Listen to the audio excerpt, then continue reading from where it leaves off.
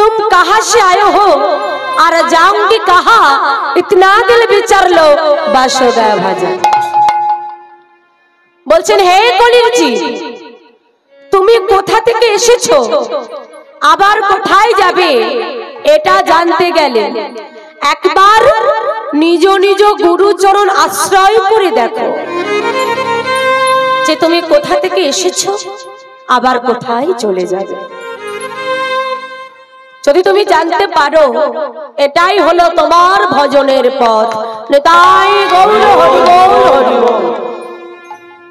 আমাদের এই চিত্ত শুদ্ধ করিবার জন্য, চিত্ত মানে মা এটা কি মন, এই মনটাকে শুদ্ধ করবার জন্য এই কলিযুগে স্বয়ং শ্রীমান মহাপ্রভু তিনি নিজে গুরুচরণ আশ্রয় করে আমাদের মতো কলির জীবকে শিক্ষা দিয়ে গেলেন।